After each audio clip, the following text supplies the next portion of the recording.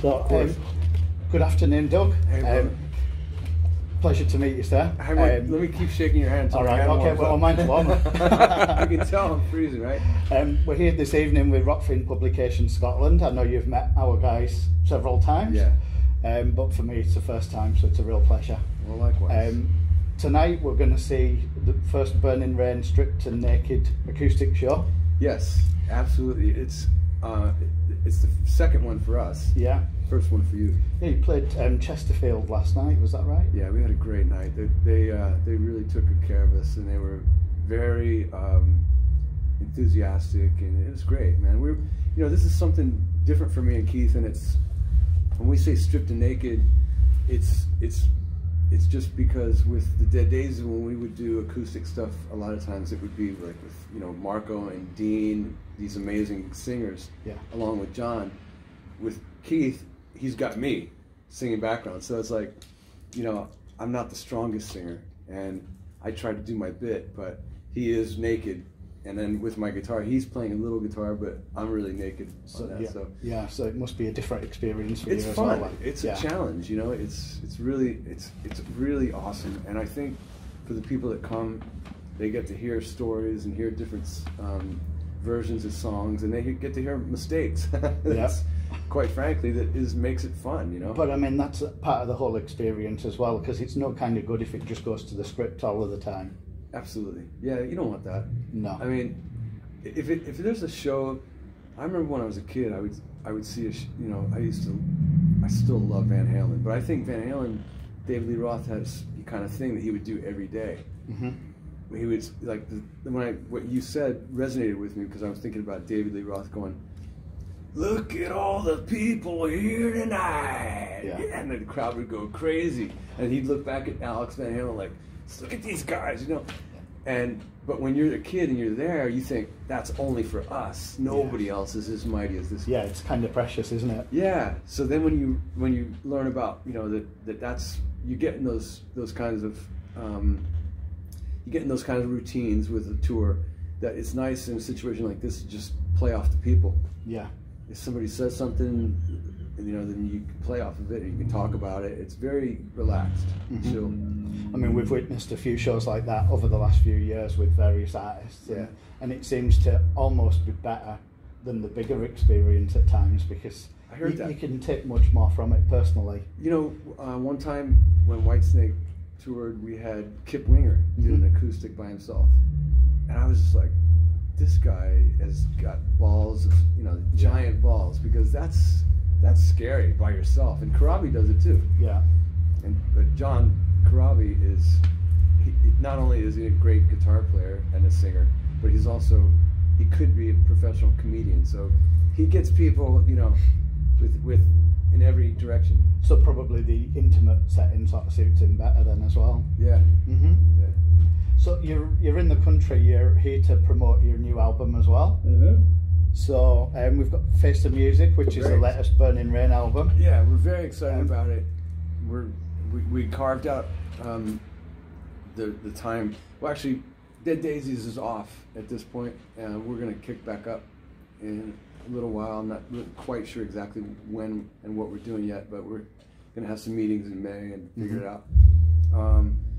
But I knew that we were going to be off, so I told Keith, look, if we really want to give this thing a shot for once, we need to get this record done and get it out. Yeah. Because then I got some time, we can go do some gigs and some promo, and so that's what we're doing. We're really trying to give it a shot, like I say, for the first time in 20 years. And the album's already doing really well. I checked out some of the stuff earlier today. Yeah, it's not a major release maybe, but I mean we're a baby band still, so.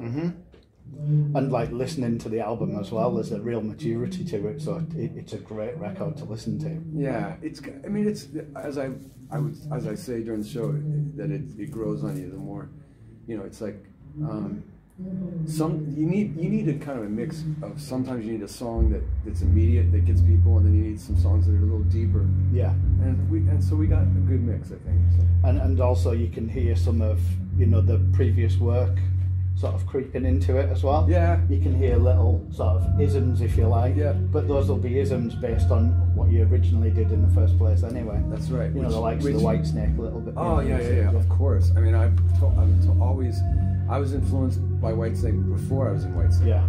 And I used that to my advantage when I was working with Whitesnake. But then there's Keith he's got some on the record. There's some Aerosmith influences obviously there's Led Zeppelin. I mean, I love Led Zeppelin. There's some of that stuff that just kind of gets in there. We were saying just yesterday there was a little bit of Van Halen in there as well. Yeah, everyone's got their. I don't really know which song would be that, but I trust you because you're just using your ears. We hear it and we just hear Burning Rain and we think that that's what it is. But I don't mind something resonating with another band as long as it's natural, as long as it happens naturally. You cannot sit down and say, let's try and write a song like the Stones. No. You can't. It won't work. It'll sound like not possible. Yeah. It'll just sound like a copy, you know. So we don't want that. So you've got 2 new members in the band, or 2 new members since the last time you put anything out. Yeah. So you've got Brad and you've got Blas Elias. Yeah. In what sort of way did they influence things as well coming in? Because obviously as great players in their own right. They're amazing, both of them. I mean, Keith introduced me to Brad, and immediately he was like the guy that you can count on. He'll take care of everything. He wants the band to be successful more than anybody. Yeah. And he's kind of like he's like the main cog in the thing right now. You know, he's like, aside from being an amazing bass player, he's got a lot of insight into how to make a band work, you know, together. And he's very very relaxed, but he's also a really funny guy too. Blas is super chill until you stick him behind a drum kit, and then he goes mental. Blas is a legendary style player. I mean, he kind of went off the radar for a while because I think he wanted to raise his kids, you know. Yeah. And he got a job playing drums in the Blue Man Group in Vegas. All right. Yeah. But then he joined Raiding the Rock Vault, and I had been doing Raiding the Rock Vault. I kind of slowed it down a lot, but I met him and I thought, man, he's so good. He's just such a cool guy, and he sings and he plays guitar. So these guys, they just came together. We came together and it just gelled as people first, and then the playing was secondary. But the playing, I mean, you can hear they both sound great. Yeah. And we just did our first gig in Las Vegas last week. That was the electric show over there for the album launch. Yeah. And it went really well. We you know, of course, the first gig there was some butterflies, whatever, but we left there with smiles on our faces, and that's I have done Burning Rain gigs before in that situation where it was like left there going, wish we had gotten it better, you know. It just is working. It's working. Obviously, in your previous band, you've had another guitarist with you. So now you're the sole guitarist in the band, apart from the acoustic show, obviously. How has that altered the way that you approach a gig now? Has it changed a great deal? It's yeah.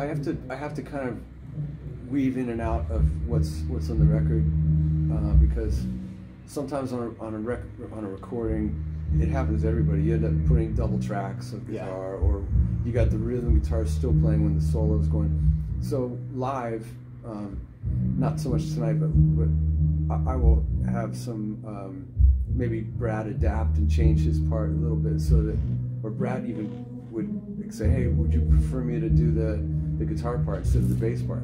Right. So we'll do that to make it work live, and then vocally we can cover everything, especially with Brad. He's an amazing singer. Yeah. Keith is, for me, Keith doesn't need any background vocals. He's really strong, but he likes it. He likes that sound, and I do too. So Brad and Blas both sing. I'm singing a little bit, and I think it's different with Dead Daisies, because Dead Daisies, we basically, like, I would do one track that's me, and David would do one track that's him, and there would be one track of John and Marco and Dean would do backgrounds. So it's virtually, it's painless to recreate it live. In fact, I think Dead Daisies is one of those bands that we actually sound better live almost. Yeah. It kind of, the sound of it was kind of created for the live venue, wasn't it? It's just, when you listen to the Daisies. Well, when you strip it down to just the basics, like the Dead Daisies does in the studio, it makes it super easy to recreate. Yeah. You know, but you know, because I'm influenced by Jimmy Page and different things. I mean, in the studio, I love to dabble, and I get these colors, and I want it on the record, you know. And then you got to figure out how to recreate it live. I suppose because you'll always want that bigger sound, won't you, when you're in the studio as well? Just because it's kind of as a fan and a listener as well. Well, it's kind of what you're looking for. And it's also, it's something kind of strange that, like with Zeppelin, they would do it. They would change their arrangements live a little bit, so that they worked better live. Songs like Song Remains the Same, for example. You know, the guitar parts are pretty different, but it's equally as cool. Yeah. Like when I've played that song a lot of times, just with jam bands and stuff, and I constantly find myself going back to try and figure out which is better. Should I do like the studio version, or should I do like the live version, or should I combine the two and do my own thing? And it's really fun. So maybe that'll work like that for Burning Rain too. Right. So how did you go about coming up with a set list for the shows that you're doing across Europe? Have you had anything sort of pre-arranged, or have you just decided to throw it in the mix every night? We will have a set list to work off, but we did last night. We made it up on the spot, and then we went off of it a lot. We just kind of played to the, to whatever is happening. And also, like you were saying, a few of those influences have come through with like the odd cover that you've done as well. Yeah. The thing of it is that's something that I learned from the Dead Daisies, that when you're a new band trying to break it, it's nice for people to hear something done in your own way, in your own version. Yeah. But something that they recognize, you know. So the Dead Daisies doing a song like Bitch. Yeah. We were doing it our own way, and it still represents the song, and it's fun. And with Burning Rain in the past, we didn't have any covers on this record, but live we'll probably do some. Yeah. Probably do some Whitesnake songs that I wrote with David. Maybe we could do a Montrose song too. I don't know, we'll mix it up, and then some songs that we like that we covered Kashmir at one point, which is a really, Keith sounds amazing on it. Can imagine. It's Kashmir, and it sounds like Kashmir, but it definitely sounds like a Burning Rain. It's like if we wrote that song, that's how we would play it. Because I mean, he's got that kind of vocal. It's got like that kind of rich bluesy vocal. Yeah. It's kind of never. It's hard to really explain. It's never pushed too far. It just sits perfectly in the mix with the song, and it works really well. So you're familiar with it? Yeah. It's cool. The new album's fantastic. I absolutely love it. Oh, the new record, yeah, absolutely. But I mean, when you're talking about the other artists and that, most definitely. Yeah. Well, so the new record, we got together and wrote. Keith and I wrote, and for the future, we want to write as a whole band. But we kind of had stuff already up and running when we got the other guys, when Glass and Brad came in. But we were in a situation where we were traveling. I was coming in and out of town from Dead Daisies, and Keith was doing stuff with Kingdom Come and some other stuff. And so we decided to turn everything over to Alessandro Del Vecchio. Right. So he basically got everything finished up and then mixed it. Yeah. So he's if there's good things to say about anything, it's definitely he needs to have credit. You know? Oh yeah, for sure. I mean, obviously you've got a real rich history of various bands that you've been in and stuff that you've done. We've seen you many times over the years in different bands. You know, most notably it's been Dio and Whitesnake. Yeah. Do you have any great stories from back in the day? Oh man, yeah, so many stories. Yeah. I mean, there was well, the situation with Ronnie was, when he first asked me to join the band, he said, do do you want to, I'm making a new record. As you know, Jimmy Bain and I had been talking. Me and Jimmy hit it off, and he wanted me to get back in. He wanted me to be in the band for the first time in 2002, and so we met on Christmas, the day after Christmas on 2002, or 2001, I guess. Yeah, 2001, day after Christmas. Yeah. And Ronnie said, "So Doug, what are you doing right now?" I said, "Well, I'm doing sessions, this and that. You know, I got a thing called Burning Rain, blah, blah, blah." And he said, "Well, we're making a new record, as you know, and what do you think about playing a couple solos on the record?" I said, "No, I don't want to play a couple solos on the record. I want to play all the guitars and everything on the record, or else, why,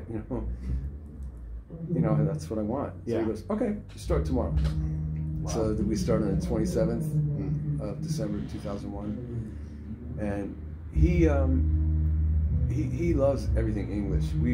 The two times that I had met Ronnie, it was the first time in 1990 he asked me to join the band in a pub, in a British pub. We played Holy Diver, and he goes, "Let's go to the pub." Yeah. We go to this pub in Burbank, and he says, "Join the band." And I said, "I've got a band. I'm not sure I'm ready to leave yet." So he goes, "Well, piss off then." So then I meet him again in 2002 in a pub, and he loved it. He's very English. He lived in an English tutor house in Los Angeles.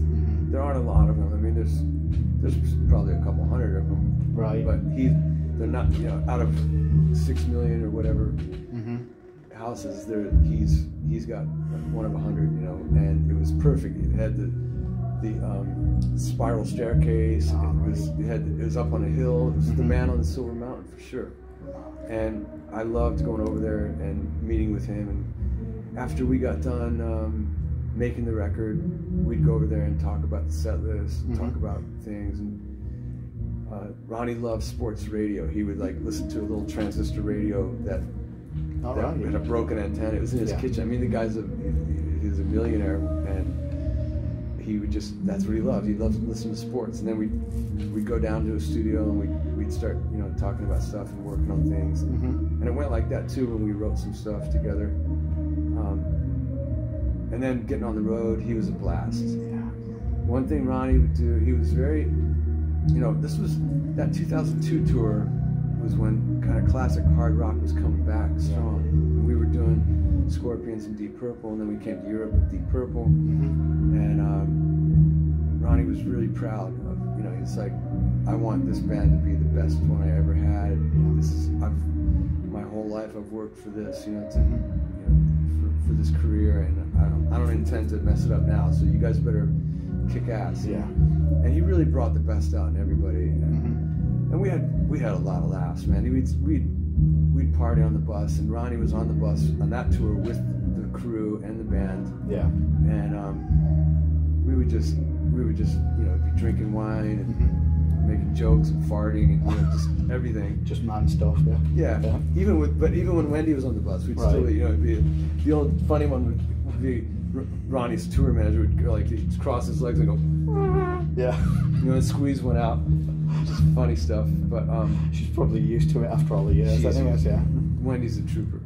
There was one time, and this is a story that I don't want anyone to get mad at me because it was in good fun and I didn't break anything. But Ronnie at that tour, he would hang up his wet clothes on the back of the bus. Right. And the band, we went out. Jimmy was there, so Jimmy was egging me on, and we were in the bus partying, and Jimmy was talking about Ron left his clothes again, and I was like thinking to myself, I had a couple pints. I was thinking to myself, I think I could fit in those. So I tried to get in. I almost got all the way in, and somebody took a shot and it's the money shot. That was like, you better stay in line or else Ronnie's, because if Ronnie knew about it, he would have hit the ceiling. He would have been so, what the fuck are you doing? But seemed like a good idea though. Well, after a couple pints, it did. But then in hindsight, I'm like, I didn't want to be disrespectful. It was my first, I'm a late bloomer. That was my first really big tour. And and getting crazy, you know, was like I had to get out of my system. Yeah. I'm not like that now. Now I'd be like, you don't do that. You don't do that with the boss's clothes, you know. But I was a lot younger, and I suppose I guess things are a little bit different now in the sense that, you know, you Whitesnake and your Dio, you were very much, you know, you were there for them basically rather than for yourself with your own band. Yeah, well, and you have to be respectful, and I was always very respectful to Ronnie. And Ronnie and I we really never got in any fights. I'd always go to Ronnie and say, hey, what can I do to make, you know, because he might be upset about something. Or on that tour, when we came to Europe, we were doing clubs on our own, and a little thing might happen, like, you know, the red light that Ronnie loved for Heaven and Hell. Yeah. You know what I'm talking about? Yeah, absolutely. If the light came on too soon or too late, he'd be bummed out about it. He was very passionate. He'd be pissed off. Yeah. And I'd be like, Ronnie, do you want me to go have a word, or like, what can I do, or should we? And he'd be like, thanks, mate. You know, we appreciate it. You know, it's nothing to do with you. It's just I want this to be right. And he's a perfectionist. But yeah, we had a lot of fun times and joking around. So was it much the same with Whitesnake then? It was a little different because David would travel a lot of times separately. Yeah. When he was traveling with us, everyone would be on their best behavior. Right. You know? Okay. But a lot of times he would travel separate bus or even sometimes separate flight. But we had a blast too. I mean, he's larger than life. I mean, all the time you'd be backstage and you hear that voice. Yeah. God bless this house and all in it, you know, and he's there, and it's like very much a true gentleman, isn't it? True gent, yeah. Yeah. And he's a great guy, and he's very he really is. I was watching something the other day. There's a thing of Reb talking about that he's the captain of the ship. Yeah.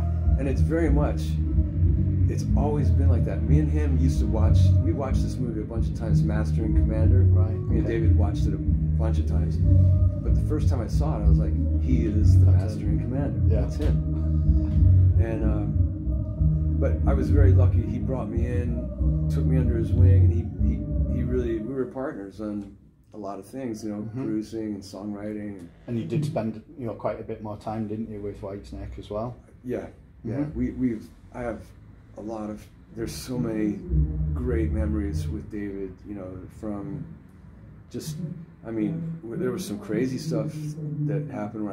I spent weeks and months at his house. Yeah. And he'd spend a little time at my house too. But we were always together, writing or brainstorming, creating, and I'd be up at his house, and he'd have there'd be a bear that broke into his house, and we'd have this whole drama thing around the bear. At that time, I was smoking cigarettes at that time, and I was worried because David said, "Okay, Douglas, we're going to lock down the house at 7 p.m. I mean, that's it. The alarm, shades going down. You can't let these bears know that anybody's home, or else they'll come in." Right. Yeah. And I'm like, "But I gotta smoke. What am I gonna do?" He goes, "All right. There's a little place down in the theater, in the bathroom, where I used to sneak smoke. So when I was trying to quit. Yeah. So he let me go in there, and I'd stand on the toilet and blow the smoke up into the fan. It's in one spot, but like later, then the bear came back in, and I had just left the house, and he thought that I had left the door unlocked, in this guest room, but it wasn't me. It was a friend of his missus that had come in, and she left the thing unlocked. But everybody thought it was me, and they were like, "Doug, you did it," But not guilty. Not guilty on that. But yeah, we had great times. One of the coolest things was driving home from being at his place for a week with a CD with a demo that sounded as good as a record. Yeah. Of work that we had, and just knowing that this is brand new Whitesnake, no one's heard it yet. So much pride with that. Yeah. Yeah. It doesn't matter if you've got what problems you got going on in your life. When you create something, when you're able to do that, when you're lucky enough to do that, it's great. I'm sure. It feels awesome, especially with Dave Coverdale. I'm sure. Yeah. So getting back to Burning Rain. Yep. obviously the two of you are over doing the acoustic thing, but is there any opportunity for you to come over as a full band to do something possibly? We will. We're going to do what we're doing at the end of this month. We're doing Frontiers Fest as a full band. Bloss and Brad are going to come over. We're going to rehearse for 3 days. Yeah. And we'll do, I guess it's a 1 hour set or something. Mm-hmm. But we will, part of the deal with the Frontiers Fest was they preferred us not to play a full band live gig around the time of the festival. Right. Mm-hmm. So we'll be coming back. And there is an opportunity, you know, Dead Daisies works 6 months out of the year. Right, okay. And then there's off time. And so as long as I can schedule things and manage it, yeah. I can't wait for everybody to see this lineup with Bloss and Brad. Totally. It's going to get better and better and better. I mean, after 5 shows together, I know we'll just be like even a completely different band, you know? Yeah. I mean, I never got to see Blaz back in the day with Slaughter, so I would love to see him with a fully functioning electric band. It'd be amazing. And he still looks the same as he did back then, too. Lucky fella. Hasn't aged an inch. All of you guys are immortal, though. I mean, we go and lose our hair, but look at all you guys. Well, it is a chance of genius that you can, you know, with a little smoke and mirrors, you can make yourself look a little bit younger, you know. Lights help too, the lighting. Well, thank you very much for your time, sir. Thanks, very much appreciated. Good luck with the rest of the tour. It goes right throughout all of April, so you're heading to several European countries as well, aren't you? Yeah, we're doing Scandinavia. We're going to France. We've got Holland in there as well. Holland, yeah. Czechoslovakia as well. Oh yeah, a couple in there. I'm not sure exactly all the dates, but we've just got our merch T-shirts in. Yeah. So I'm going to look at the back and check it out. Very good. Well, thank you for your time. Thanks, you guys. Much appreciated. And Cheers, before we go, I know Keith's not here. We couldn't come to Blackpool without a stick of Blackpool Rock. What is it? Blackpool Rock. You'll have to look it up. All right. All right. And it's up to you. You'll have to. Forgive me for not knowing, but I'll accept it in Keith's honor as well. And is it something that explodes? Oh no, absolutely not. Absolutely not. You eat it. Oh, okay, right, cool. But it's made here in Blackpool, so it's something from Lancashire for you. So that's amazing. I see. Okay. Thank you very much. Thank Cheers you for your so time. much. Cheers, Thank guys. You, thank you.